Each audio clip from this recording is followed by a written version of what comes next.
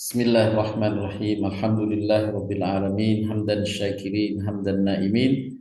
Hamdan yuwafi ni'amahu yukafi mazidah. Ya Rabbana lakal hamdu kama yanbaghi li jalali wajhikal karimi wa 'azimi sultanik. Allahumma salli wa sallim ala nabiyyina Muhammadin wa ala alihi wa sahbihi ajma'in. Amma ba'du.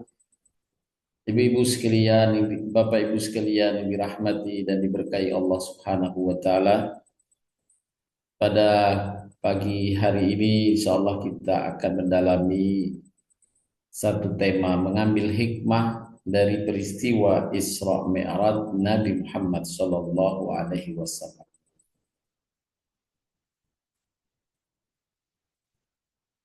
Isra Mi'raj, sebagaimana kita ketahui, perjalanan Nabi Sallallahu Alaihi Wasallam dari kota suci Mekah menuju Yerusalem, yaitu ke Masjidil Aqsa. Kemudian dilanjutkan dengan perjalanan vertikal ke langit, melewati langit pertama, kedua, ketiga, sampai ke Sidratil Muntaha. Dan saat di Sidratil Muntaha, Allah Subhanahu wa taala menyampaikan perintah kepada Nabi untuk melaksanakan sholat 5 waktu. Kemudian Nabi balik ke kota Mekah, berangkat malam hari sesudah Isya, pulang sebelum subuh. Isra Mi'raj. Ada kata Isra dan ada kata Mi'raj. Isra adalah perjalanan Nabi di malam hari dari Mekah ke Baitul Maqdis dengan didampingi atau dikawal malaikat Jibril alaihissalam.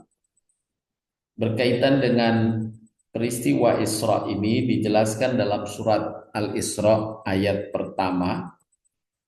Nah, ini ayatnya: Subhanalladzi asra bi abdihi lailan minal masjidil harami ilal masjidil aqsa alladzi barakna hawlahu linuriyahu min ayatina innahu huwas samiul basir. Maha suci Allah yang telah memperjalankan hambanya pada suatu malam dari Masjidil Haram ke Masjidil Aqsa yang telah kami berkahi sekelilingnya, agar kami perlihatkan kepadanya sebagian dari tanda-tanda kebesaran kami. Sesungguhnya Dia Allah Maha mendengar lagi Maha melihat. Nah, ayat ini menegaskan tentang Mi'raj, perjalanan Nabi dari Mekah Masjidil Haram ke Baitul Maqdis atau ke Masjidil Aqsa.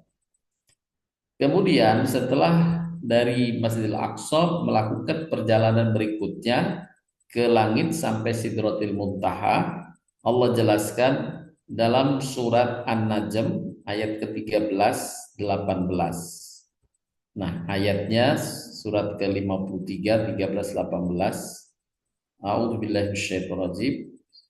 وَلَقَدْ رَآهُ نَزْلَةً أُخْرَى عِنْدَ سِدْرَةِ الْمُنْتَهَى عِنْدَهَا جَنَّةُ الْمَأْوَى إِذْ يَغْشَى السِّدْرَةَ مَا يَغْشَى مَا زَاغَ الْبَصَرُ وَمَا طَغَى لَقَدْ رَآى مِنْ آيَاتِ رَبِّهِ الْكُبْرَى, yang artinya, dan sesungguhnya Muhammad telah melihat Jibril dalam rupanya yang asli pada waktu yang lain, yaitu saat di Sidratil Muntaha.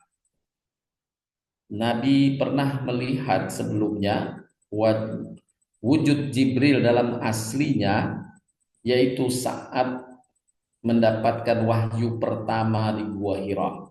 Jibril berwujud asli dengan 600 sayap, sehingga Nabi gemetar melihat makhluk yang begitu besar. Nabi sudah di atas gunung, tapi malaikat Jibril menutupi semua ufuk langit dengan sayapnya. Itu penglihatan Nabi yang pertama, kemudian dalam wujud Jibril asli, dan yang kedua pada waktu yang lain sebagaimana disebutkan dalam surat An-Najm ini saat Isra Mi'raj. Dan sesungguhnya Muhammad telah melihat Jibril dalam rupanya yang asli pada waktu yang lain, yaitu saat di Sidratil Muntaha. Di dekatnya ada surga tempat tinggal. Muhammad melihat Jibril ketika Sidratil Muntaha diliputi oleh sesuatu yang meliputinya. Penglihatan Muhammad tidak berpaling dari yang dilihatnya dan tidak pula melampauinya. Sesungguhnya dia telah melihat sebagian tanda-tanda kekuasaan Tuhannya yang paling besar. Jadi Isra Mi'raj Allah Subhanahu wa taala hikmahnya menunjukkan kepada Nabi tentang kekuasaan Allah secara nyata, yaitu memperjalankan dari Mekah ke Masjidil Haram sampai ke langit, sampai puncak langit ketujuh, yaitu di Sidratil Muntaha. Peristiwa Isra Mi'raj merupakan salah satu mukjizat Nabi Shallallahu Alaihi Wasallam. Perjalanan Isra Mi'raj Nabi dalam keadaan sadar, bukan dalam keadaan mimpi, ya, tetapi ia perjalanan jasad dan ruh menyatu. Artinya fisik Nabi ikut diperjalankan, bukan sekedar pikiran atau ruhnya, atau seperti seolah-olah mimpi, tidak. Dalam hadis disebutkan bahwa saat perjalanan Isra, Nabi bersama malaikat Jibril berkendaraan Buraq, sedangkan saat Mi'raj, Nabi bersama malaikat Jibril berkendaraan Ma'arij. Jadi ada dua kendaraan yang dipakai saat horizontal dari Mekah ke Masjidil Aqsa. Nabi berkendaraan Buraq. Sedangkan dari Masjidil Aqsa menuju langit, Nabi berkendaraan Ma'arij. Makanya di dalam Al-Quran ada surat Al-Ma'arij. Nah, itu salah satunya menjelaskan tentang kendaraan ini yang dipakai atau setiap hari dipakai oleh malaikat-malaikat untuk pulang pergi dari bumi ke langit. Kendaraannya Ma'arij. Nah, sebelum kita membahas detail tentang Isra Mi'raj peristiwanya, para ulama menjelaskan latar belakang kenapa Allah kemudian memberikan kemukjizatan pada Nabi Isra Mi'raj dalam rangka menghibur Nabi SAW, menguatkan Nabi SAW. Karena saat sebelum peristiwa Isra Mi'raj, Nabi mengalami yang disebut Amul Huzn, tahun kesedihan. Berturutan pada waktu itu, pada setahun terakhir sebelum Isra Mi'raj, Nabi di Mekah waktu itu belum berhijrah ke Madinah. Nabi masih dimusuhi oleh orang-orang musyrikin Mekah saat itu. Dan orang-orang musyrikin Mekah ingin membunuh Nabi, tapi takut dengan paman Nabi Abu Talib yang merupakan tokoh Mekah yang memberikan perlindungan kepada Nabi. Tetapi tahun itu Abu Talib meninggal, sehingga penguatan yang melindungi Nabi juga melemah saat itu. Kemudian disusul dengan istri Nabi yang selalu mendampingi Nabi SAW, yang mensupport Nabi, bagaimana Khadijah menghibur Nabi dengan perkataan yang pernah kita sampaikan. Sungguh Allah tidak akan meninggalkan dan menelantarkanmu, wahai suamiku. Allah tidak benci padamu. Karena kemudian Khadijah menyebut amal-amal Nabi, yang dengan amal-amal itu Khadijah yakin bahwa Nabi tidak mungkin ditinggalkan Allah Subhanahu wa taala. Khadijah yang menjadi pendamping Nabi pun meninggal.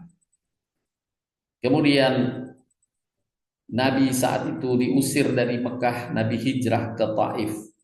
Ternyata di Taif juga Nabi diusir pula, ya, dikejar-kejar pula. Nah, ini peristiwa menjelang Isra Mi'raj. Juga dibaikot keluarga Nabi. Orang-orang Mekah, musyrikin Mekah diminta untuk tidak berjual beli, memberi bantuan kepada Nabi dan keluarganya. Dikucilkan. Nah, tahun itulah yang disebut Amul Hazan, dan di ujung tahun itu Allah karuniakan kepada Nabi SAW kemujizatan besar untuk memberi semangat kepada Nabi kembali, memberikan bukti kekuasaan Allah dengan peristiwa Isra Mi'raj. Kemudian juga yang kedua berkaitan dengan tantangan orang-orang musyrikin Mekah saat itu yang diabadikan pula dalam Al-Quran dalam surat Al-Isra. Allah Subhanahu wa taala berfirman pada ayat ke-90 sampai 93, terjemahannya sebagai berikut. Dan mereka berkata, yakni orang-orang musyrikin Mekah berkata, kami sekali-kali tidak percaya kepadamu Muhammad hingga kamu memancarkan mata air dari bumi untuk kami, atau kamu mempunyai sebuah kebun kurma dan anggur, lalu kamu alirkan sungai-sungai di celah kebun yang deras alirannya. Saat itu kita maklum di kota Mekah adalah kota yang tandus. Atau kamu jatuhkan langit berkeping-keping atas kami, sebagaimana kamu katakan, atau kamu datangkan Allah dan malaikatnya berhadapan muka dengan kami, atau kamu mempunyai sebuah rumah dari emas, atau kamu naik ke langit, dan kami sekali-kali tidak akan mempercayai kenaikanmu itu hingga kamu turunkan atas kami sebuah kitab yang kami baca. Ini tantangan dari orang musyrikin Mekah yang menolak kehadiran Nabi SAW sebagai Rasul, dan salah satu tantangannya, kamu naik ke langit. Nah, Allah jawab, Allah juga karuniakan kepada Nabi kekuasaan bisa naik ke langit, yaitu melalui peristiwa Isra Mi'raj. Adapun dalam hadis Nabi SAW berkaitan dengan dalil yang menjelaskan peristiwa Isra Mi'raj ini, saya bacakan dalilnya. Nabi SAW bersabda, atap rumahku terbelah ketika saya berada di Mekah dalam keadaan antara tidur dan terjaga. Lalu turunlah malaikat Jibril alaihissalam dan membelah dadaku. Kemudian dia mencucinya dengan air Zam-Zam. Lalu dia datang dengan membawa sebuah baskom dari emas yang penuh berisi hikmah dan iman, dan menuangkannya ke dalam dadaku. Kemudian dia menutupnya. Kemudian didatangkan kepadaku buraq, satu hewan putih yang panjang, lebih besar dari keledai, lebih kecil dari bikhal, yakni dari kuda. Dia meletakkan telapak kakinya di ujung pandangannya. Saya pun menungganginya sampai tiba di Baitul Maqdis. Lalu saya mengikatnya di tempat para nabi mengikat tunggangannya. Ya, dan Bapak Ibu sekalian, sampai hari ini tempat ikatan buraq itu atau tempat ikatan yang disebutkan oleh Nabi di sini, mengikat hewan-hewan para nabi itu, kuda dan unta dan sebagainya, diikat supaya tidak lari, itu tempatnya masih ada. Ya, alhamdulillah beberapa tahun yang lalu kita rombongan dari Thaibah sempat juga menengok atau berkunjung ke tempat itu, tempat ikatan itu. Kemudian saya masuk ke masjid, yakni Masjidil Aqsa, dan sholat 2 rakaat mengimami ruh para nabi dan rasul yang Allah hadirkan. Saat itu dikumpulkan para nabi dan rasul-rasul untuk sholat bersama Nabi menjadi imam di Masjidil Aqsa. Kemudian keluar. Kemudian kami, yakni saya dan malaikat Jibril, naik ke langit, dan Jibril minta izin untuk masuk ke langit. Maka dikatakan kepadanya, di pintu langit ada penjaganya, malaikat. Siapa engkau? Malaikat Jibril menjawab, Jibril. Malaikat penjaga langit yang pertama itu bertanya, siapa yang bersamamu? Dia menjawab, Muhammad. Malaikat itu bertanya lagi, apakah dia telah diutus? Jibril menjawab, dia telah diutus. Maka dibukakan pintu langit untuk kami. Kemudian saya bertemu dengan seorang yang duduk sementara di sebelah kanan dan kirinya ada serombongan bayang-bayang hitam. Jika melihat ke kanan, ke sebelah kanan, beliau tersenyum gembira. Dan jika melihat sebelah kiri, beliau menangis. Kemudian dia menyambutku dengan mengatakan, selamat datang Nabi yang soleh, anakku yang soleh. Ini di langit pertama. Ketika Nabi melihat ada sosok manusia yang duduk, dia menoleh ke kanan tersenyum, menoleh ke kiri menangis. Kemudian menyapa Nabi, selamat datang Nabi yang soleh, anakku yang soleh. Nabi bertanya kepada malaikat Jibril, siapa dia? Jibril menjawab, itulah Adam. Adam diabadikan Allah di langit yang pertama. Gerombolan hitam di sebelah kanannya adalah anak turunannya yang ahli surga. Oleh karenanya ketika Adam menengok ke kanan, dia tersenyum gembira. Dan sebelah kiri adalah turunannya ahli neraka. Oleh karena tadi digambarkan ketika Nabi Adam menengok ke kiri, dia menangis. Kemudian kami naik ke langit yang kedua. Lalu Jibril berkata, bukalah pintu langit. Malaikat penjaga langit yang kedua menanyakan seperti yang ditanyakan oleh penjaga langit yang pertama. Lalu Nabi SAW menyebutkan bahwa beliau di langit kedua berjumpa dengan Nabi Isa dan Nabi Yahya di langit kedua. Jadi Nabi Isa alaihissalam diselamatkan Allah, diletakkan oleh Allah di langit kedua dan berjumpa dengan Nabi Muhammad saat Isra Mi'raj. Mereka menyambut Nabi, yakni Nabi Isa dan Yahya ini. Marhaban bil ahis salih wan nabiyus salih. Selamat datang saudaraku yang saleh, Nabi yang saleh. Nah, itu di langit kedua, berjumpa dengan Nabi Isa. Kemudian lanjut perjalanan ke langit yang ketiga, berjumpa dengan Nabi Yusuf. Lanjut ke langit yang keempat, berjumpa dengan Nabi Idris alaihissalam. Lanjut pada langit kelima, berjumpa dengan Nabi Harun alaihissalam. Berlanjut pada langit yang keenam, berjumpa dengan Nabi Musa alaihissalam. Dan berlanjut pada langit yang ketujuh, berjumpa dengan Nabi Ibrahim alaihissalam. Nabi melanjutkan dalam sabdanya, maka saya berjumpa dengan Ibrahim dan dia sedang bersandar di Baitul Ma'mur, satu bangunan yang dimasuki oleh 70.000 malaikat setiap hari. Dan jika mereka telah keluar, tidak akan kembali lagi. Nah, Baitul Ma'mur adalah seperti Ka'bahnya untuk manusia. Baitul Ma'mur adalah Ka'bah untuk para malaikat di alam semesta. Jadi para malaikat melakukan semacam tawaf di Baitul Ma'mur ini, jatahnya 70.000 setiap hari. Dan setelah masuk tidak akan bisa masuk lagi. Ini Baitul Ma'mur. Kemudian setelah sampai di langit ketujuh, lanjut di atas berikutnya Sidratil Muntaha. Lalu Jibril membawaku ke Sidratil Muntaha. Ternyata di dalamnya ada pohon, daun-daunnya seperti telinga-telinga gajah, buahnya seperti tempayan besar.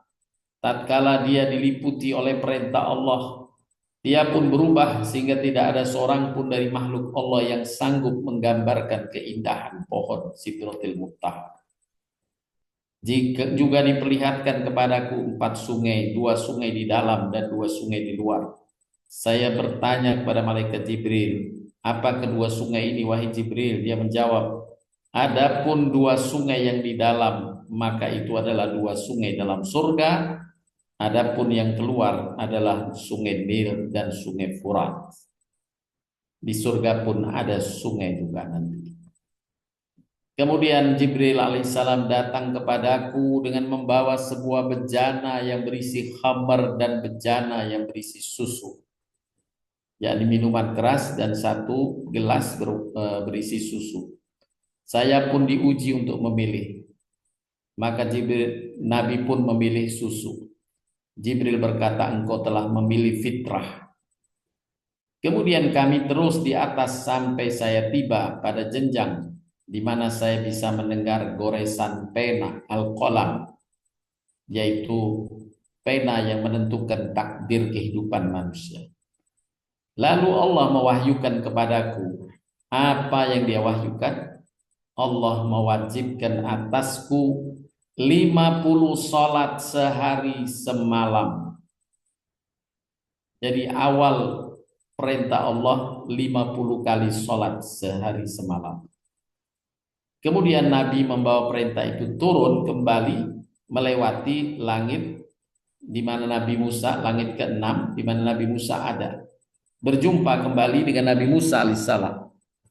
Lalu dia bertanya, apa yang diwajibkan Tuhanmu atasmu wahai Muhammad? Saya, kata Nabi, menjawab 50 salat sehari. Musa pun berkata, kembalilah kepada Tuhanmu dan mintalah keringanan, karena sesungguhnya umatmu tidak akan mampu mengerjakannya. Sesungguhnya saya telah menguji Bani Israel dengan hal yang sama. Itu saran Nabi Musa kepada Nabi Muhammad. Kemudian Nabi SAW mengikuti saran Musa, kembali memohon kepada Allah agar diringankan. Wahai Tuhanku, ringankanlah atas umatku. Maka oleh Allah dikurangi 5 sholat. Jadi tersisa 45. Dari 50 dikurangi 5, 45. Kemudian Nabi turun kembali, berjumpa lagi dengan Nabi Musa. Ditanya oleh Nabi Musa, Nabi mengatakan, Allah mengurangi untukku 5 sholat. Nabi Musa berkata, sesungguhnya umatmu tidak akan sanggup mengerjakannya. Kembalilah lagi kepada Allah dan mintalah keringanan. Nabi kemudian bolak-balik lagi memohon kepada Allah keringanan sampai bolak-balik ini, dan terakhir Allah sampaikan perintah hanya 5 waktu sholat dalam sehari. Allah, wahai Muhammad, ini adalah 5 sholat sehari semalam. Setiap sholat pahalanya 10, maka semuanya menjadi 50 sholat. Jadi 5 waktu sholat itu sama seperti halnya kita mengerjakan 50 waktu sholat dalam sehari. Allah ringankan dan Allah lipat gandakan 1 waktu sholat seperti 5 atau 10 kali waktu sholat. Sehingga terwakili dengan 5 sesuai dengan memenuhi apa yang Allah perintahkan, 50 waktu sholat. Kemudian barang siapa yang berniat melakukan kebaikan namun dia tidak melakukannya, maka dicatat untuknya 1 pahala, dan jika dia kerjakan maka dicatat untuknya 10 kali kebaikan. Barang siapa yang berniat keburukan lalu dia tidak mengerjakan, maka tidak ditulis baginya sedikit pun, dan jika dia mengerjakan maka ditulis untuknya 1 kejelekan. Nabi kemudian melanjutkan, saya turun sampai saya bertemu Nabi Musa kembali, seraya aku ceritakan hal ini kepadanya, bahwa waktu sholatnya sudah dikurangi sampai 5 kali waktu sholat. Musa pun masih berkata, kembalilah kepada Tuhanmu dan mintalah keringanan. Maka saya pun, kata Nabi, berkata kepada Musa, sungguh saya telah kembali kepada Tuhanku sampai saya pun malu kepadanya. Kemudian saya dimasukkan ke dalam surga, diperlihatkan oleh Allah saat Mi'raj ini ke surga, diperlihatkan surga. Ternyata di dalamnya ada gunung-gunung dari permata, debunya adalah kasturi. Hadis riwayat Bukhari Muslim, hadis ini mutawatir. Artinya menjelaskan secara pasti apa yang terjadi di masa Isra Mi'raj Nabi SAW. Kita tahu bahwa dalam hadis tadi disebutkan Nabi Musa meminta Nabi untuk mendapatkan keringanan. Dan memang perintah sholat itu telah Allah perintahkan sejak nabi-nabi terdahulu. Nabi Ibrahim Allah perintahkan sholat. Karena Nabi Ibrahim itulah yang merenovasi Ka'bah. Tentu anak cucu Nabi Ibrahim pun diperintahkan untuk sholat. Nabi Ishak, Nabi Ismail, Nabi Yakub, Nabi Yusuf, Nabi Musa, Nabi Harun. Semuanya diperintahkan sampai Nabi Isa alaihissalam juga mengerjakan sholat. Nabi Musa alaihissalam diabadikan dalam Al-Quran, Bapak Ibu. Allah berfirman yang artinya, dan kami wahyukan kepada Musa dan saudaranya, ambillah olehmu berdua beberapa buah rumah di Mesir untuk tempat tinggal bagi kaummu. Dan jadikanlah oleh kalian rumah-rumah kalian itu tempat sholat. Dan dirikanlah oleh kalian sholat, serta gembirakanlah orang-orang yang beriman. Jadi perintah sholat Allah telah hadirkan sejak masa Rasul-Rasul sebelumnya. Bukan hanya pada Nabi Muhammad. Nabi Ibrahim diperintah sholat, Nabi Musa termasuk juga Nabi Isa alaihissalam. Nah, berkaitan dengan alat yang dipakai tadi disampaikan dalam hadis bahwa dari Mekah ke Masjidil Aqsa Nabi menggunakan buraq yang tadi telah dijelaskan seperti kendaraan keledai atau kuda. Sedangkan untuk menuju ke langit Nabi mengendarai Ma'arij sebagaimana Allah firmankan dalam surat Al-Ma'arij. Di dalam Al-Quran ada satu surat Al-Ma'arij yaitu menjelaskan tentang alat ini, salah satu ayatnya. Minallahi dil ma'arij ta'rujul malaikatu warruhu ilaihi fi yaumin kana miqdaruhu 50 alfasana. Yang datang dari Allah yang mempunyai tempat-tempat naik, ya seperti perkiraan sekarang ini lift gitu ya. Seperti lift naik ke atas, tempat-tempat naik. Malaikat-malaikat dan Jibril naik menghadap kepada Tuhan di Sidratil Muntaha itu, dan di arsy-Nya Allah dalam sehari yang kadarnya 50.000 tahun menurut perhitungan. Jadi menuju Sidratil Muntaha dengan Ma'arij itu kecepatannya kecepatan sehari itu kalau diukur dengan perhitungan manusia 50.000 tahun ya, perhitungan manusia 50.000 tahun, tapi dengan alat Ma'arij ini begitu cepat. Itulah yang dikendarai oleh Nabi sampai ke langit 1 sampai ke langit 7 dan Sidratil Muntaha menggunakan Ma'arij.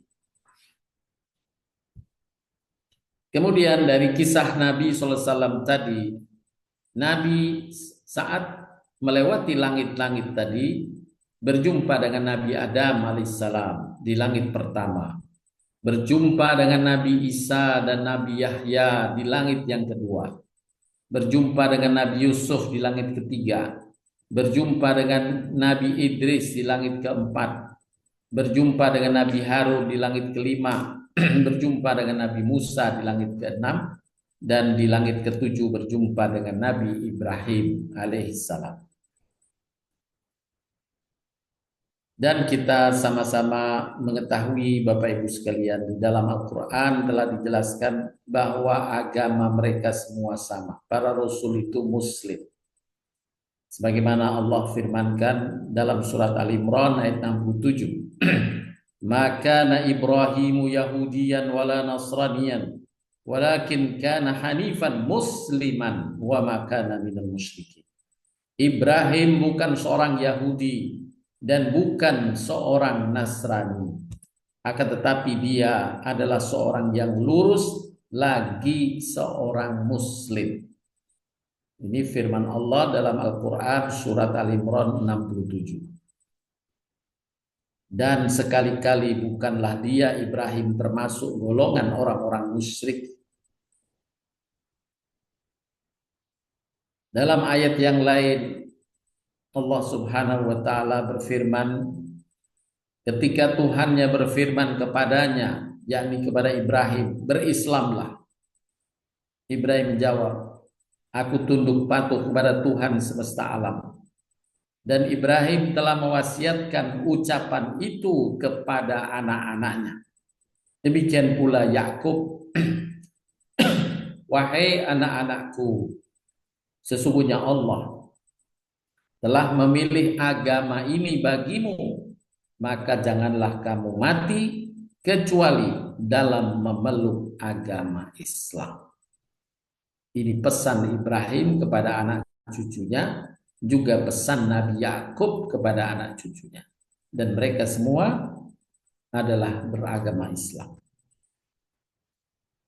Demikian juga Nabi Musa alaihissalam, Allah abadikan dalam surat Yunus ayat 84. Berkata Musa, wahai kaumku, jika kamu beriman kepada Allah, maka bertawakallah kepadanya saja jika kamu benar-benar orang muslim. Ya qaumi in kuntum amantum billahi fa'alaihi tawakkalu in kuntum muslimin. Jika kamu benar-benar muslim, maka bertawakallah kepada Allah saja.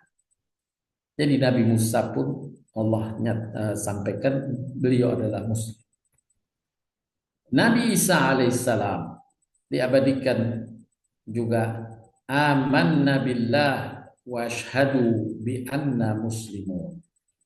Maka tatkala Isa mengetahui keingkaran Bani Israel, berkatalah dia, siapa yang akan menjadi penolong-penolongku untuk menegakkan agama Allah?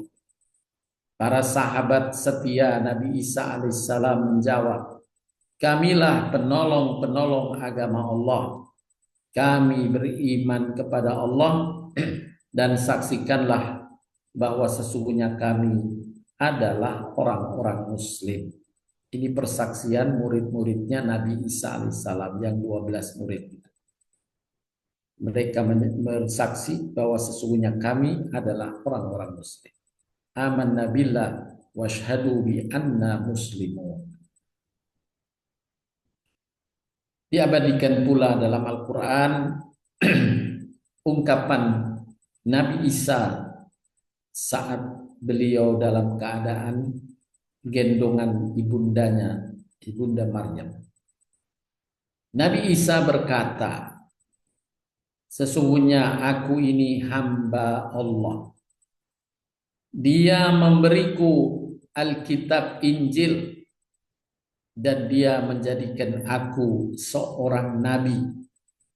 Dan dia menjadikan aku seorang yang diberkati di mana saja aku berada, yakni sibuk dalam kebaikan-kebaikan. Itu yang dimaknai dengan keberkahan. Disibukkan dalam kebaikan di mana saja dia berada, memberi manfaat pada lingkungan dan masyarakatnya. Dia menjadikan aku seorang yang diberkati di mana saja aku berada. Dan dia memerintahkan kepadaku mendirikan sholat. Nah, ini Nabi Isa juga mendirikan sholat dan menunaikan zakat selama aku hidup dan berbakti kepada ibuku. Allah perintahkan kepada Nabi Isa sholat, zakat, dan berbakti kepada ibunya. Sebagaimana yang Allah perintahkan pula kepada kita sebagai hamba muslim. Dan dia tidak menjadikan aku seorang yang sombong lagi celaka. Jadi perintah sholat itu ada pada Allah perintahkan nabi-nabi sebelumnya. Yang Allah jelaskan tadi Nabi Ibrahim sholat, Nabi Musa sholat, Nabi Yakub sholat, ya, Nabi Daud sholat, Nabi Isa sholat, mengerjakan sholat. Selanjutnya Nabi tadi Shallallahu Alaihi Wasallam mengisahkan berjumpa dengan Nabi Isa alaihissalam. Nabi Isa diselamatkan Allah dari penyalipan, Allah angkat ke langit, dan Allah berikan kelak kesempatan Nabi Isa untuk mengklarifikasi kembali atas penyimpangan sebagian manusia yang menjadikannya sebagai anak Tuhan. Nabi Isa akan diberikan kesempatan oleh Allah kembali turun ke muka bumi. Sebagaimana dijelaskan dalam hadis, diantaranya hadis Imam Ahmad ini, Dajjal akan keluar di tengah Yahudi Asfahan hingga mencapai Madinah. Ia singgah di perbatasannya. Saat itu Madinah memiliki 7 pintu. Pada tiap pintu dijaga oleh 2 malaikat. Maka penduduk Madinah yang jahat bergabung dengan Dajjal. Hingga bila mereka mencapai pintu Lad, Nabi Isa turun lalu membunuhnya, membunuh Dajjal. Dan sesudah itu Nabi Isa diberikan kesempatan hidup di dunia 40 tahun sebagai pemimpin yang adil dan hakim yang bijak. Nabi Isa diberi kesempatan lagi mengklarifikasi selama masa 40 tahun menjelang kiamat. 40 tahun. Dan saat itulah Nabi mengabarkan, ya, Nabi Isa dalam posisi mengikuti syariat Muslim. Ya, oleh karenanya di saat turunnya Nabi Isa dijelaskan oleh Nabi, turunnya Nabi Isa di kota yang namanya Damaskus. Ya, Nabi sudah menceritakan kota yang namanya Damaskus. Nabi Isa akan turun di satu kota di dalam masjid di kota Damaskus di waktu subuh. Nah, saat orang akan mengerjakan sholat subuh, Nabi Isa turun. Kemudian terkejutlah orang-orang yang berada di masjid itu atas peristiwa ini. Kemudian yang sholat, memimpin sholat saat itu mempersilahkan kepada Nabi Isa untuk menjadi imam sholat subuh. Tapi Nabi Isa menolak. Aku datang untuk melanjutkan syariat Nabi Muhammad SAW. Hanya diberikan kepadaku kesempatan mengklarifikasi penuhanan terhadap diriku. Maka Nabi Isa memerintahkan mereka tetap menjadi imam, Nabi Isa menjadi makmum, agar tidak confuse masyarakat menjadikan Nabi Isa sebagai Rasul baru yang berbeda. Tapi tidak, Nabi Isa hanya bertugas mengklarifikasi penuhanan dirinya dan agama atau syariat yang diterapkan mengikuti syariat Nabi atau Rasul terakhir Nabi Muhammad SAW. Nah, itu tadi perjalanan Nabi sampai ke langit, ke Sidratul Muntaha. Dikisahkan pula penjelasan dalam hadis perjalanan Nabi saat dari Mekah menuju Baitul Maqdis, yang perjalanan horizontalnya sebelum vertikal tadi ke langit. Nabi oleh malaikat Jibril diajak singgah di satu negeri yang dikenal Ashabul Ukhdud dan juga satu negeri atau kota yang disebut Madinah. Nabi menceritakan raja di negeri Ashabul Ukhdud memerintahkan untuk membuat parit di jalanan lalu dinyalakan api di dalamnya. Raja tersebut berkata, siapa yang tidak mau kembali pada ajarannya maka lemparkanlah ia ke dalamnya. Atau dikatakan masuklah ke dalamnya. Mereka pun melakukannya sampai ada seorang wanita bersama bayinya.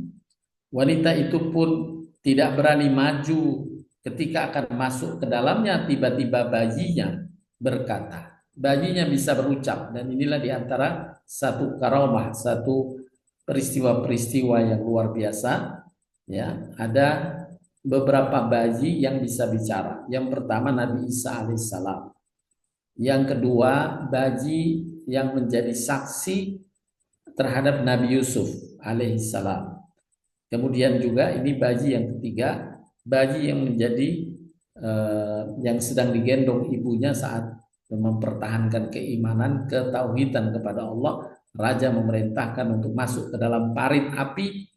Ibu ketakutan karena dia membawa menggendong bayi. Tiba-tiba bayinya berucap, "Wahai ibu, bersabarlah karena engkau di atas kebenaran." Maka ibunya pun dengan siap mental karena bayinya bisa mengajaknya berbicara semacam itu. Ibunya pun jatuh atau didorong jatuh ke dalam parit api. Ini dikenal dengan Ashabul Ukhdud. Selanjutnya peristiwa Isra Mi'raj ini malam sebelum subuh Nabi sudah kembali ke rumah. Nabi ke rumah bibinya Ummu Hani dan menceritakan kepada Ummu Hani. Ummu Hani bibi Nabi ini menasihati agar Nabi tidak menceritakan peristiwa itu kepada orang banyak. Tapi Nabi SAW diperintahkan Allah justru untuk menceritakan kepada kaumnya. Karena Ummu Hani khawatir peristiwa itu akan dibohongkan oleh kaumnya. Tapi karena memang perintah Allah, Nabi pun menceritakan di kalangan kota Mekah. Nabi menceritakan kepada kaumnya setelah subuh pada hari yang sama. Lalu Abu Lahab dan orang kafir melecehkan cerita Nabi. Mereka sempat menguji dengan pertanyaan-pertanyaan tentang ciri-ciri Baitul Maqdis. Kalau Nabi mengatakan pernah ke Baitul Maqdis semalam, apa ciri-cirinya di Baitul Maqdis? Nah, ciri-ciri itu bisa disebutkan oleh Nabi dengan jelas. Nabi juga menceritakan berkenaan dengan kafilah dagang yang akan tiba di Mekah dari Sam. Ya, saat itu dalam perjalanan Nabi melihat ada rombongan kafilah yang akan memasuki kota Mekah dalam beberapa waktu. Dan Nabi menceritakan ada kafilah yang sebentar lagi akan datang.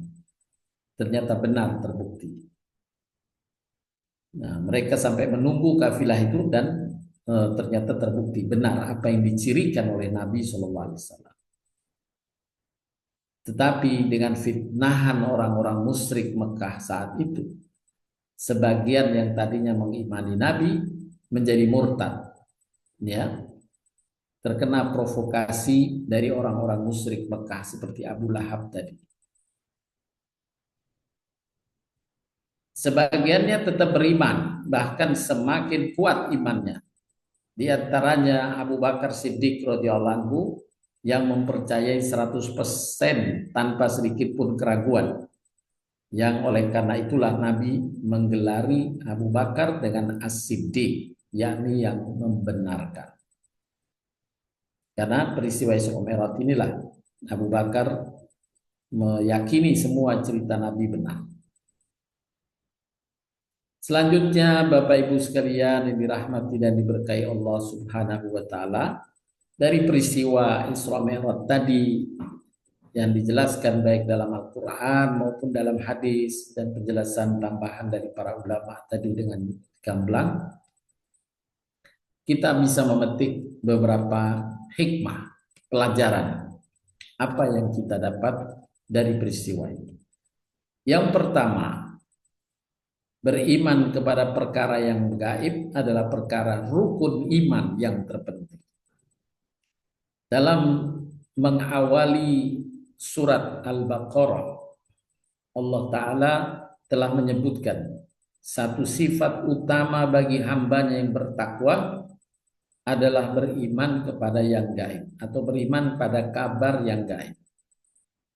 Alif Lam Mim. Dzalikal kitabu la raiba fihi hudal lil muttaqin. Alladzina yu'minuna bil ghaib.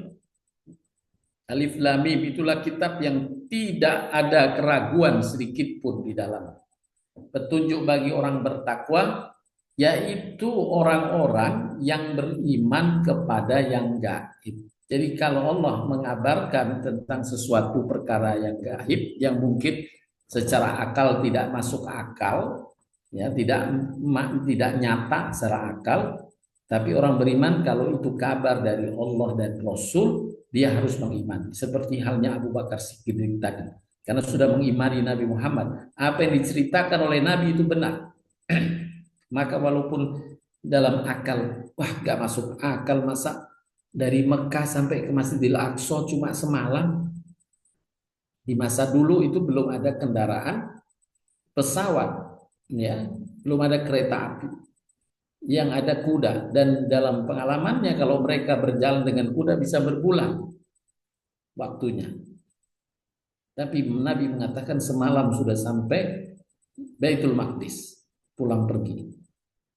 Nah, ini ketika Nabi memberi kabar adalah satu keanehan, tapi karena berasal dari Nabi, itu adalah kabar gaib, maka orang bertakwa mengimani,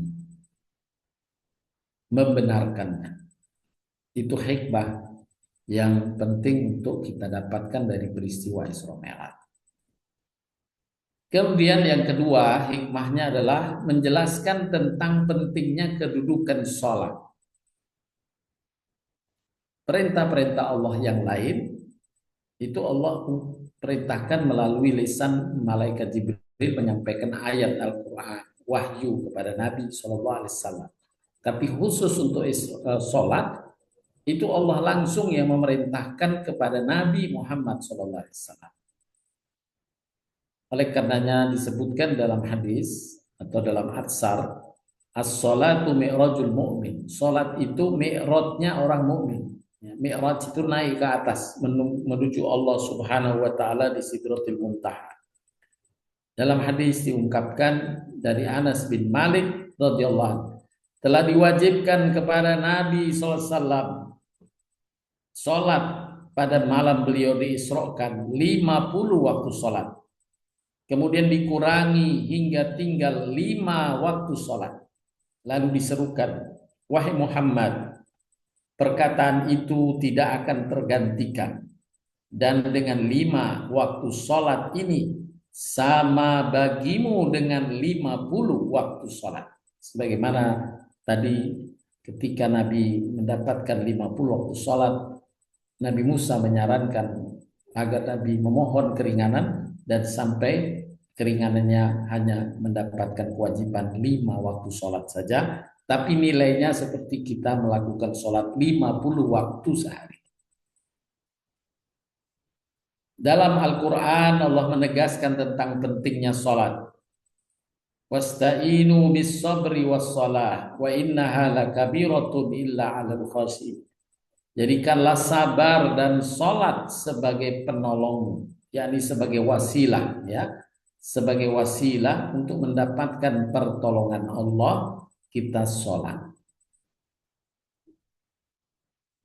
Kemudian dalam ayat yang lain, ya ayyuhalladzina amanu sta'inu bis sabri was salah innallaha ma'as sabirin. Wahai orang-orang beriman, jadikanlah sabar dan sholat sebagai penolong. Maksud sholat sebagai penolong, sebagai wasilah. Ya, wasilah itu alat untuk bisa kita gunakan agar dikabulkan oleh Allah. Doa kita, Allah selalu menolong kita itu dengan wasilahnya sholat. Kemudian dalam surat An-Nur ayat 36-38 Allah Ta'ala berfirman menjelaskan tentang pentingnya sholat dan apresiasi dari Allah terhadap hamba yang sholat. Bertasbih kepada Allah di masjid-masjid yang diperintahkan untuk dimuliakan dan disebut namanya di dalam. Pada waktu pagi dan waktu petang. Seseorang yang tidak dilalaikan oleh perniagaan dan tidak pula oleh jual beli dari mengingati Allah dan dari mendirikan sholat. Sesibuk apapun dia masih ingat Allah dan masih mengalokasikan waktu untuk sholat. Inilah tentang pentingnya sholat. Allah menyampaikan bahwa penting sholat sampai Allah memerintahkannya langsung ke tangan Nabi SAW dan Nabi diminta datang ke Sidratul Muntaha. Nah itu kedua maknanya terkait dengan hikmahnya yang penting adalah tentang amal sholat. Yang ketiga menjelaskan kenapa Nabi Mi'raj Isra-nya ke Baitul Maqdis, ke Masjidil Aqsa. Ya. Ini menunjukkan bahwa kedudukan Masjidil Aqsa dia adalah kiblat pertama umat Islam sebelum diperintahkan Allah pindah ke Masjidil Haram. Karena saat Nabi diutus, Masjidil Haram itu pusat kesirikan. Walaupun ada Ka'bah, tapi di sekitarnya dibangun berhala-berhala. Yang mereka justru melupakan Ka'bahnya, malah menyembah berhala-berhala itu. Sehingga ketika Allah perintahkan kepada Nabi untuk melaksanakan sholat, khawatir salah persepsi orang-orang Mekah. Seolah-olah kita menyembah berhala karena banyak berhala di situ. Maka Nabi diperintahkan untuk menghadap ke Masjidil Aqsa. Ya. Sampai beberapa tahun, sampai Nabi hijrah ke Madinah, itu masih kiblatnya Masjidil Aqsa. Baru kemudian ada peristiwa Nabi diperintahkan untuk berpaling dari Masjidil Aqsa ke Masjidil Haram di Mekah. Allah berfirman dalam surat Al-Baqarah 142 yang terjemahannya berikut ini. Orang-orang yang kurang akalnya di antara manusia berkata, apakah yang memalingkan mereka umat Islam dari kiblatnya Baitul Maqdis yang dahulu mereka telah berkiblat padanya? Jadi setelah Nabi diperintah untuk memalingkan kiblat ke arah Mekah, peristiwa itu terjadi saat Nabi sholat duhur di satu rumah sahabiyah, yaitu sahabat wanita di Madinah yang meninggal anaknya. Kemudian Nabi bertakziah dan mensolatkan di rumahnya. Saat sholat duhur di rumahnya, Nabi didatangi malaikat Jibril 2 rakaat saat menghadap Masjidil Aqsa. Malaikat Jibril memalingkan muka Nabi dan memerintahkan menghadap Baitul Haram, yaitu Masjidil Haram atau Ka'bah. Itu terjadi di satu tempat yang kemudian sampai saat ini diabadikan. Tempat itu diwakafkan oleh pemiliknya untuk mengenang perubahan kiblat yang cukup monumental itu dengan Masjid Kiblatain di kota Madinah. Mungkin Bapak Ibu pernah singgah ke sana, Masjid Kiblatain. Disitulah perintah Allah saat Nabi sedang sholat duhur memerintahkan pindah dari Masjidil Aqsa ke Masjidil Haram. 2 rakaat pertama masih menghadap Masjidil Aqsa dan 2 rakaat berikutnya sudah menghadap Ka'bah di Mekah Al-Mukarramah. Dan ada satu peneliti yang kemudian menarik garis dari Masjidil Aqsa ke Masjidil Haram, ditarik garis, ternyata garis itu melewati Masjid Kiblatain. Ya, benar-benar 180 derajat. Kalau tanpa petunjuk dari malaikat Jibril alaihissalam, mustahil Nabi bisa mengetahui arah kiblat yang tepat semacam itu. Itu satu peristiwa sebenarnya kemukjizatan. Bagaimana Nabi bisa menghadap Masjidil Aqsa berpaling tepat 180 derajat. Ya, ada peneliti yang membuat garis dengan peta, ternyata benar Masjid Kiblatain itu berada di dalam garis itu. Kalau garis dari Baitul Maqdis ditarik garis ke Mekah atau ke Ka'bah, itu melewati garis itu Masjid Kiblatain di Madinah. Jadi benar-benar 180 derajat. Firman Allah yang memerintahkan memindahkan kiblat dari Masjidil Aqsa ke Masjidil Haram. Demikian pula kami menjadikan kamu umat Islam, umat yang adil dan pilihan agar kamu menjadi saksi atas perbuatan manusia dan agar Rasul Muhammad menjadi saksi atas perbuatan kamu. Dan kami tidak menetapkan kiblat yang menjadi kiblatmu sekarang, melainkan agar kami mengetahui supaya nyata siapa yang mengikuti Rasul dan siapa yang membelot dari Rasul. Nah, kita semua mengikuti Nabi SAW mengarahkan kiblatnya ke Masjidil Haram saat ini. Dan dulu pernah beberapa saat umat Islam Nabi termasuk di dalamnya mengarahkan kiblat ke Masjidil Aqsa.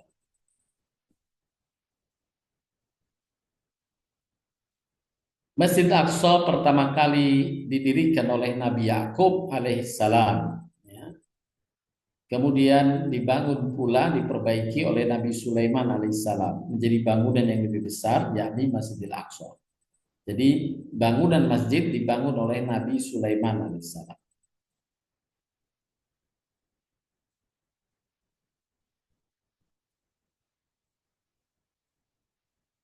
Ini hadis yang menjelaskan tentang pembangunan Masjidil Aqsa. Dari Abu Dzar radhiyallahu anhu, beliau berkata, "Aku bertanya, wahai Rasulullah, masjid mana yang pertama kali dibangun di muka bumi?"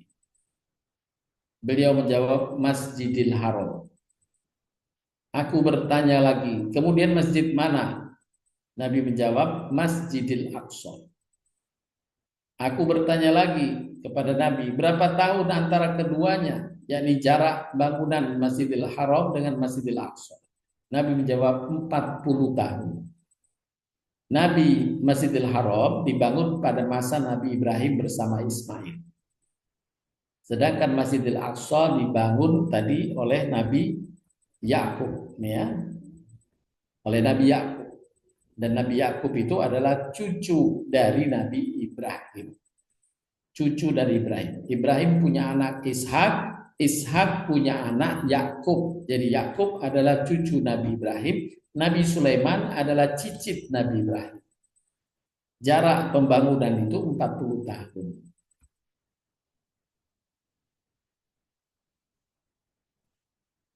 Ini daerah Masjidil Aqsa, Bapak Ibu sekalian. Alhamdulillah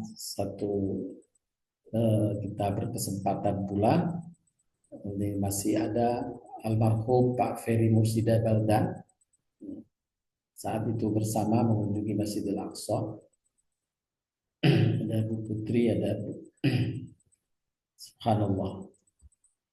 Kemudian alhamdulillah saya juga saat mengawal rombongan saat itu juga sampai di Masjidil Aqsa. Ini ada foto di depan pintu gerbang Masjidil Aqsa, dan satu lagi di sebelah kiri ini adalah mihrab di dalam Masjidil Aqsa, bilik Maryam. Saat Siti Maryam dinazarkan oleh orang tuanya, kalau dia punya anak maka anaknya akan diwakafkan kepada si Nabi Zakaria untuk mengurus Masjidil Aqsa. Itu ibunda Maryam. Dan setelah ternyata yang lahir perempuan, maka bingung. Karena di saat itu yang mengurus masjid mesti laki-laki. Tapi kemudian Nabi Zakaria menerima dan menyiapkan satu bilik khusus yang disebut sampai saat ini dengan bilik Maryam. Dan di mihrab, ini mihrab Maryam yang di bilik tersebut, di dalam Al-Quran Allah sampaikan dalam surat Al-Imran ayat 37. Saya terjemahkan ayatnya. Maka Tuhannya menerimanya sebagai nazar dengan penerimaan yang baik. Nah ini tadi nazar dari orang tuanya. Kalau saya punya anak, anak saya akan saya wakafkan untuk mengurus Masjidil Aqsa. Dan mendidiknya dengan pendidikan yang baik. Dan Allah menjadikan Zakaria pemeliharanya. Nah Nabi Zakaria ini pamannya. Paman dari ibunda Maryam, ya, paman dari ibunda Maryam. Orang tua Maryam namanya Ali Imran, yang disebut dalam Al-Quran surat Ali Imran itu ayah dari Siti Maryam. Ibundanya adalah adik atau saudara kandung dari Nabi Zakaria, dan oleh orang tuanya dinazarkan untuk dirawat Nabi Zakaria agar bisa membantu Nabi Zakaria mengurus Masjidil Aqsa. Nah, tapi ternyata yang lahir adalah wanita, maka nazar tetap berjalan. Nabi Zakaria menerima. Nah, Nabi Zakaria membuatkan bilik tadi, dan di dalamnya ada mihrab. Lanjutan dari ayat ini, setiap Zakaria masuk menemui Maryam di mihrabnya. Ini mihrab Maryam. Sampai sekarang masih ada mihrab Maryam. Ini fotonya mihrab Maryam yang di sebelah kiri. Maryam di mihrabnya. Ia dapati makanan di sisinya. Zakaria berkata, "Wahai Maryam, dari mana kamu memperoleh makanan ini?" Maryam menjawab, "Makanan itu dari sisi Allah. Sesungguhnya Allah memberi rizki kepada siapa yang dikehendakinya tanpa hisab." Jadi yang mensuplai makanan Nabi Zakaria. Tapi satu hari Nabi Zakaria karena sibuk lupa mengirimkan makanan sampai terlambat masuk ke bilik untuk menanyakan kepada Maryam, ternyata di bilik itu sudah banyak makanan yang Allah kirimkan malaikat Jibril untuk memberikan makanan kepada Siti Maryam di mihrab atau di biliknya. Nah, ini gambar Masjidil Aqsa yang dibangun pertama kali oleh Nabi Sulaiman alaihissalam. Nabi Yakub, kemudian Nabi Sulaiman. Ya. Kemudian diperbaharui lagi pada Khalifah Umar ibn Khattab. Ya, saat itu daerah Yerusalem, Bapak Ibu, dikuasai oleh Romawi. Ya, pada masa Nabi Isa juga masih Romawi.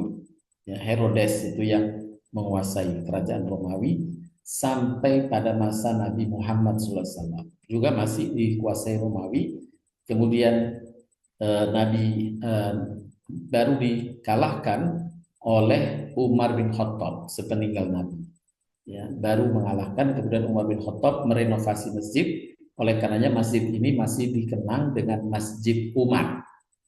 Ini Masjidil Aqsa dikenang Masjid Umar karena Umar bin Khattab yang merenovasi masjid ini. Dan Allah atau Nabi SAW bersabda tentang keutamaan Masjidil Aqsa. Keutamaan sholat di Masjidil Haram adalah 100.000 kali sholat atas masjid lainnya. Sholat di Masjid Nabawi pahalanya 1.000 sholat di masjid lainnya. Sedangkan sholat di Masjidil Aqsa Baitul Maqdis sholat 500 kali lipat pahalanya dibanding sholat di masjid lainnya. Inilah masjid yang secara jelas disebutkan Masjidil Haram, Masjid Nabawi, dan Masjidil Aqsa. Kemudian hikmah yang keempat dari peristiwa Isra Mi'raj, agar setiap mukmin yang beriman tidak berputus asa dalam perjuangan. Umat-umat terdahulu yang berjuang mempertahankan iman tauhid telah menderita lebih berat keadaannya daripada kita. Kita bersyukur alhamdulillah. Allah mengabadikan perjuangan orang-orang terdahulu dalam mempertahankan imannya. Dalam firman-Nya surat Al-Baqarah 214 yang artinya, apakah kamu mengira bahwa kamu akan masuk surga padahal belum datang kepadamu cobaan sebagaimana halnya orang-orang terdahulu sebelum kamu. Mereka ditimpa oleh malapetaka dan kesengsaraan serta diguncangkan dengan bermacam-macam cobaan. Sehingga berkata Rasul dan orang-orang beriman bersamanya, bilakah datangnya pertolongan Allah? Ingatlah, sesungguhnya pertolongan Allah itu amat dekat. Allah pasti menolong hambanya. Tinggal modalnya keyakinan. Tidak berputus asa, tetap berjuang, tetap berikhtiar. Allah akan memberikan kelapangan. Inna ma'al usri yusra fa inna ma'al usri yusra. Dalam kehidupan manusia di muka bumi pasti ada kesulitan. Tapi yakinlah Allah membukakan kemudahan berikutnya. Sesudah kesulitan pasti ada kemudahan. Sesudah kesempitan pasti ada kelapangan. Sesudah kekurangan pasti ada kecukupan. Sesudah kesedihan pasti Allah bukakan kebahagiaan. Nah, itu yang harus diyakinkan sebagai hamba yang beriman dan memetik dari hikmah Isra Mi'raj. Nabi Ummul Hazm di tahun yang penuh kesedihan. Kemudian Allah lapangkan setelah peristiwa Isra Mi'raj. Yang berikutnya, peristiwa Isra Mi'raj ini mengabarkan tentang janji Allah di masa datang yang perlu dan penting diketahui agar bisa memberikan semangat agar tidak berputus asa meraih hari depan yang lebih baik. Ya, kita harus optimis ke depannya. Tidak boleh berpangku pada kesedihan masa yang lalu atau masa yang sedang kita hadapi saat ini. Allah berfirman dalam surat An-Nur 55 yang artinya Allah berjanji kepada orang yang beriman di antara kamu dan mengerjakan amal soleh bahwa Dia sungguh-sungguh akan menjadikan mereka berkuasa di muka bumi sebagaimana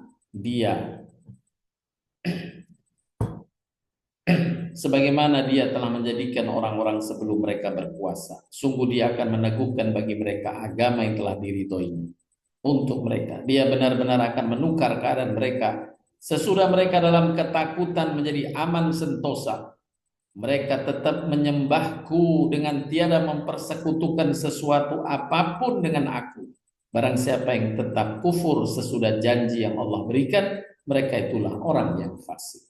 Inilah janji Allah bahwa Allah akan selalu menjaga hamba-hambanya yang beriman selama hamba itu tetap berikhtiar dan yakin tidak putus asa serta bersabar menanti kelapangan dan kemudahan. Wallahu ghalibun ala amrihi walakinna aktsarun nasi la ya'lamun. Allah berkuasa terhadap urusannya, tetapi kebanyakan manusia tiada mengetahuinya, tidak meyakini tentang kekuasaan Allah. Kita harus bersandar pada Allah SWT sampai peristiwa yang besar Isra Mi'raj Allah berikan kepada Nabi Muhammad SAW sebagai bukti kuasa Allah untuk memberikan kelapangan pada hamba-hamba. Semoga kita semua Bapak Ibu diberikan kelapangan oleh Allah Subhanahu wa taala dan makin meyakinkan kita untuk tetap teguh istiqomah dalam ketakwaan. Di antara amal ketakwaan secara khusus tadi disebutkan adalah ibadah sholat yang harus kita jaga, karena ibadah sholat itu satu-satunya perintah Allah yang Allah langsung terimakan kepada baginda Nabi SAW. Inilah yang dapat disampaikan, mudah-mudahan bermanfaat. Untuk selanjutnya dipersilahkan bila ada yang ingin didiskusikan atau ditanyakan. Terima kasih Pak Jazakallah. Iya, jazakallah Pak Ustadz. Mungkin satu pertanyaan kali Pak Ustadz ya, udah jam 11.23. Ya, silakan.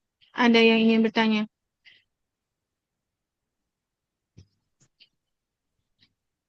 Silakan Bu Gamba. Baik Mbak Lili, karena saya agak rusak HP-nya, apakah ini cukup kedengaran? Cukup Bu, cukup. Alhamdulillah cukup Bu.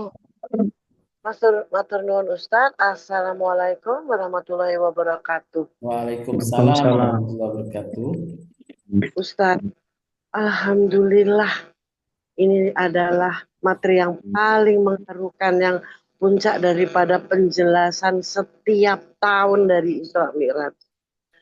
Ya Ustadz, dan apalagi di sini sudah dinyatakan kebanyakan manusia tidak teguh dan tidak percaya. Dan itu sangat terbukti Ustadz.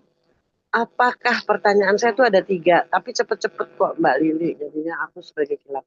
Nah, jadi pertanyaan saya yang pertama adalah, apakah Isra dan Mi'raj ini adalah satu-satunya istilahnya gongnya kepada para muslim untuk tetap kuat dan jangan takut dengan kesakitan atau kesedihan? Apakah ini satu-satunya? Karena hikmahnya itu semua sudah hebat dan menyeluruh sekali. Ini satu-satunya ya Ustaz? Baik, ya. Ya, peristiwa dalam konteks yang sangat luar biasa itu adalah di Isra Mi'raj ini kan ya. Ya, kita bisa bayangkan Nabi dalam kegalauannya setelah Isra Mi'raj itu hilang sama sekali kegalauan Nabi. Karena sudah dinyatakan oleh Allah ini selama ini kan hanya berita ya tentang langit, tentang Rasul itu Rasul Nabi Isa, Nabi Ibrahim, Nabi Yakub, Nabi Yusuf, Nabi Musa itu Nabi hanya menerima kabar dari malaikat Jibril, belum melihat langsung. Nah, ketika Nabi dipersaksikan langsung berjumpa, berdialog bahkan dengan Nabi Musa, berdialog dengan Nabi Isa, Nabi Adam tadi, ya sudah pulang dari Isra Mi'raj itu Nabi benar-benar yakin, seyakin-yakinnya. Nah, itu kalau dari tingkat menumbuhkan keyakinan, ya tentu yang tertinggi Isra Mi'raj. Walaupun memang ada beberapa peristiwa yang keajaiban-keajaiban itu wujud, misalnya saat di Gua Sur. Nabi dengan Abu Bakar sahabatnya saat itu dikejar musyrikin Mekah, sudah menghunus pedang sampai naik ke bukit. Nabi hanya berpesan mengingatkan Abu Bakar sahabatnya. Ketika Abu Bakar gelisah karena nggak punya jalan lari lagi, Nabi, la tahzan, innallaha ma'ana. Jangan kamu takut, Allah selalu beserta kita. Nah, timbul keyakinan itu. Ya, benar, yakin, saya yakin. Nah, tiba-tiba Allah turunkan malaikat ya untuk membantu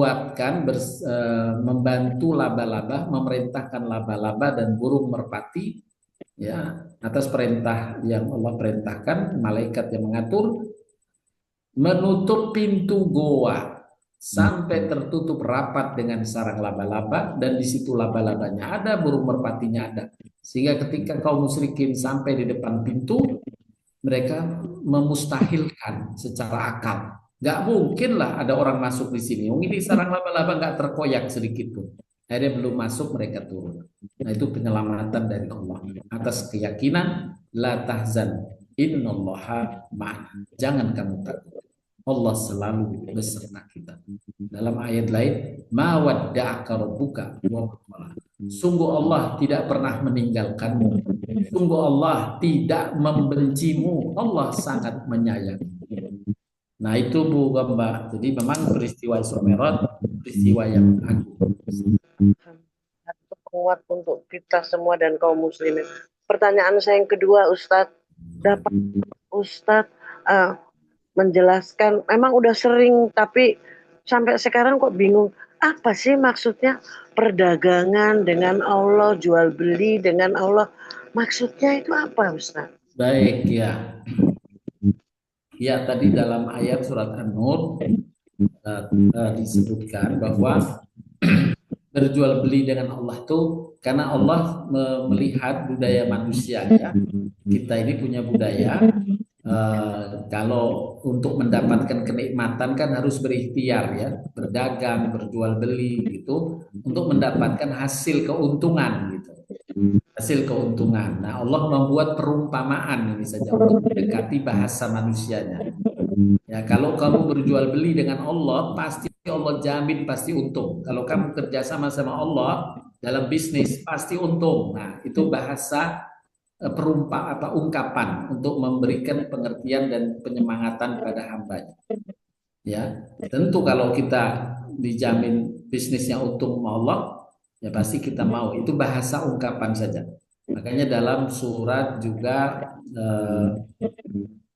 ayat yang lain ada 3 yang Allah jaminkan amalan seperti orang berdagang dengan Allah. Ya, dalam surat Fatir ayat 29-30. Innal ladzina yatluna kitaballah wa aqamus shalah wa anfaqu mimma razaqnahum sirran wa alaniyatan yarjuna tijaratan lan tabur. Ya, Allah menggunakan ungkapan itu juga. Sungguh kalau kamu mengamalkan 3 amalan ini, istiqomah baca Quran, istiqomah tetap sholat, menegakkan sholat, istiqomah dalam berinfak, ya, berinfak untuk membantu orang lain, maka sungguh kamu mengeluarkan sesuatu ikhtiar, upaya semua, tenaga semuanya itu berbisnis dengan Allah yang Allah jamin gak akan merugi. Nah, Begitu Ya, Bu Mbak. Jadi satu ungkapan pendekatan agar menyemangati kita karena pola pikir manusia sejak dahulu kalau ingin mendapatkan satu keuntungan dia harus berbisnis atau berikhtiar. Begitu. ya. Yang ketiga juga singkat ini tentang geografi dan agama. Jadi Ustadz, Israel, karena semua orang tuh namanya Bani Israel.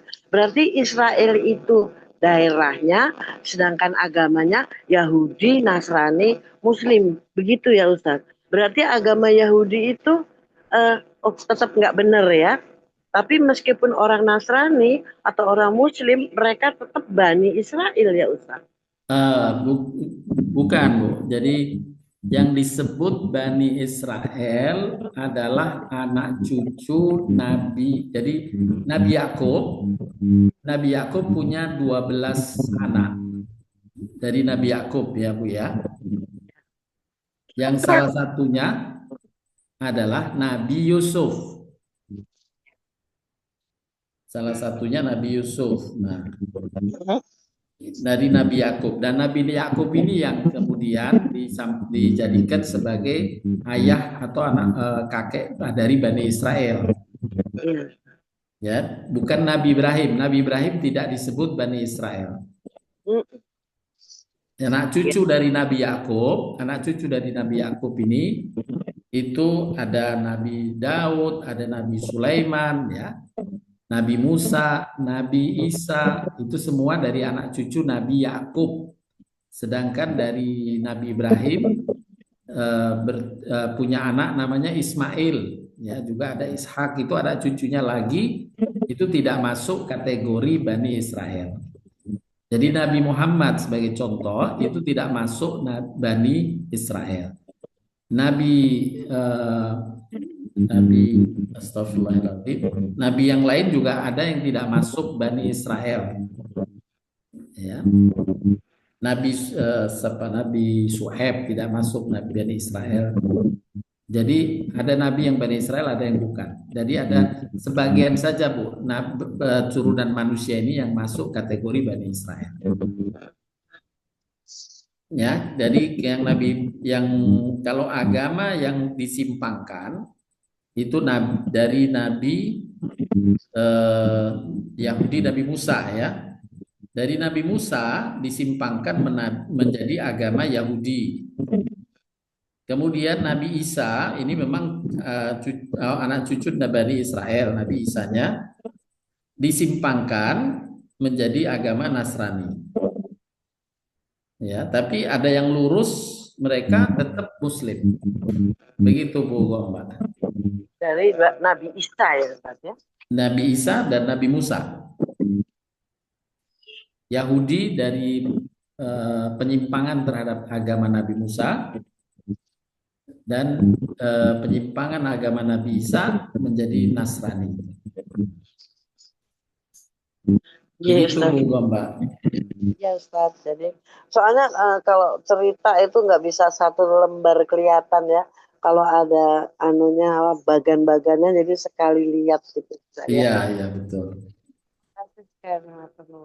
Matur nuwun Mbak Lili dan Mas yang lain Bapak-bapak. Baik, Bu Lili. Iya Pak Ustadz. Mungkin kita cukupkan dulu ya. Saya mau bertanya. Terima kasih Pak Farhat. Sama-sama semuanya. Bapak Ibu, semoga sehat walafiat. Bu Lili, materinya bolong dibagikan ya Bu Lili. Iya, insya Allah. Matur nuwun Pak Farhat. Sama-sama Pak Buana, sehat selalu Pak Buana, sukses. Amin. Ya Pak Ustadz, ditutup dulu Pak Ustadz. Baik, kita tutup semuanya. Kita tutup dengan kafarat majelis. Subhanakallahumma bihamdika asyhadu an la ilaha illa anta astaghfiruka wa atubu ilaik. Wabillahi taufiq wal hidayah. Wassalamualaikum warahmatullahi wabarakatuh.